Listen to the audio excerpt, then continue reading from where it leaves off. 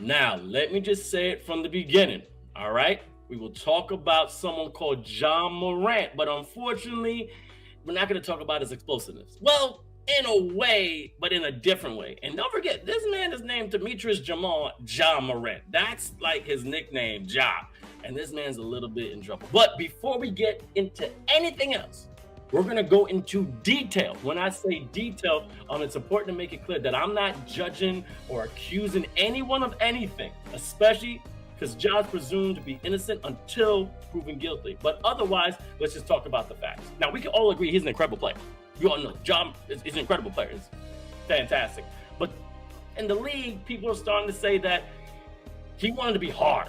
Like he wanted to be gangster. Like I understand you had a kind of a upbringing, but you gotta be careful of the people you have around you, because on the pretext is like the Memphis Grizzlies are like this hard team. They're not really respected for their true value, and that they could be the most hated team in the league. But on the court, honestly, you can charm people if you're the bad boy on the court, but not outside the court. Can you intimidate opponents? Like you can intimidate like the bad boys of Detroit Pistons, Isaiah Thomas, all them. Yeah, dope. But what you're doing is not that well when you go into civilian life. This is what I'm talking about. Like some time ago, as you know, Ja's entourage intimidated an Indiana Pacer player. All right. Now, the reason why I say that is because on the court, they got in a little scuffle. All right, dope. Now, that was between Andrew Nembhard and Morant. Okay, dope. Everything happens on the court. People go back and forth.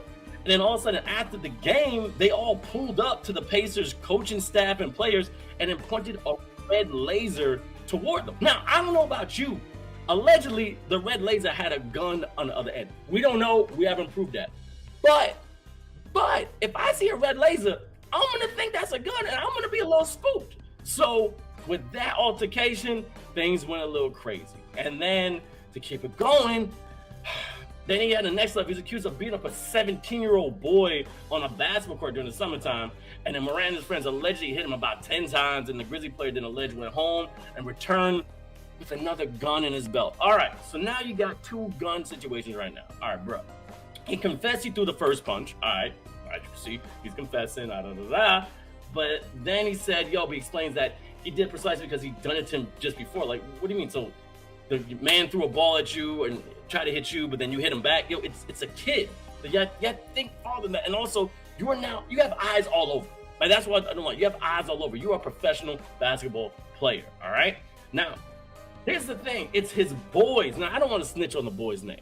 All right, the guy's name, and we're going to say that, but it's his boys around. And then allegedly he was in the strip club and then takes out another gun and goes on his IG live. Bruh, not only was that a strip club, not only taking a gun, you were also shirtless, and that does nothing for you, man. It does nothing for you. Like, what are you doing this, man? Like, look, when the pictures were leaked, everybody knows you're there. And you went on and you pressed that button yourself. Look, I have to say is this. You are one of the top rookies going to sophomores in the NBA, all right? You have a couple of years in here. You're already making $193 million. Whoa, bro, you're going to a max contract. And that's when your people around you are putting you in a hard spot. Now, if you don't know who this man is right here, this guy is a professional football player. His name was N'Golo Kanté, a French international player, and he was blackmailed for 7 years by the people around him. Reason why I'm saying this is because it was the people around that football player that put him in a bad spot. Ja, it's the people around you that are putting you in that bad spot. I'm just going to sit real quick and say from personally, I was born in Manhattan, right? Representing New York. Then from like 1 to 3 years old, was in Brooklyn. All right, Crown Heights, Then I moved to Long Island, grew up in Baldwin, all right? Baldwin is dope. It's one of the best places to grow up on earth. But I wasn't hood no more. But I got to admit, I didn't want to be soft. So when I get on the court, people say, where you from? Yo, I'm from Brooklyn, son. I represent Brooklyn. Bro, I'm from Long Island, all right? I grew up in Long Island. It wasn't until I became like 18, 19 that I started getting that hood mentality because I went to like Harlem.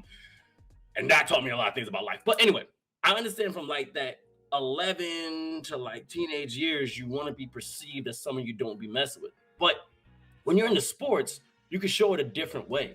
If you can bust someone on the court or bust someone on the football field, like, bruh, you already said that you tough. But when you off the court, you don't got to be that same guy. Like, a lot of my coaches call me Jekyll and Hyde. Like, real stuff. On the court, I was Hyde. I was rampaging. I've broken 3 noses in my career.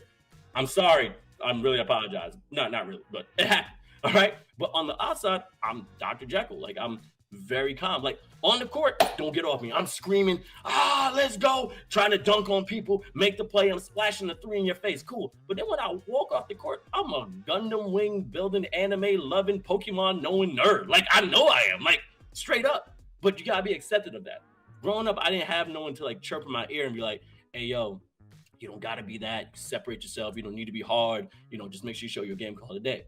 You got those mentors, Ja. Like, you got people who are now in your ear saying, stop doing it and change the people you have around. I have a quote. Make sure all your friends are people that could be your entourage on the red carpet.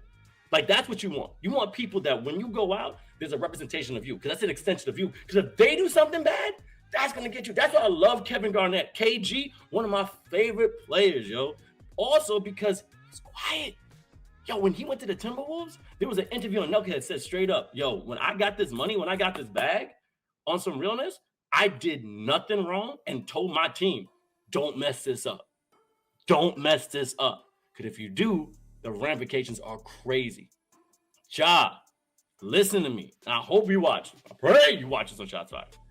You got your whole life ahead of you. And like, I think Gil Arenas said this. When you're 22, 23, you think you're invincible. Invincible too, but also invincible. You're not. You're human, bro. You got to be careful of that. And coming like that, you got to make sure that your foundation is strong. $193 million for 5 years, bro. If you made the All-Star team, that would have went up to $231 million. Why would you want to mess that up? All right? So change your crew, man. We believe in you. You're one of the most explosive players out there. You're not no villain, bro. You good. Think about the bigger picture.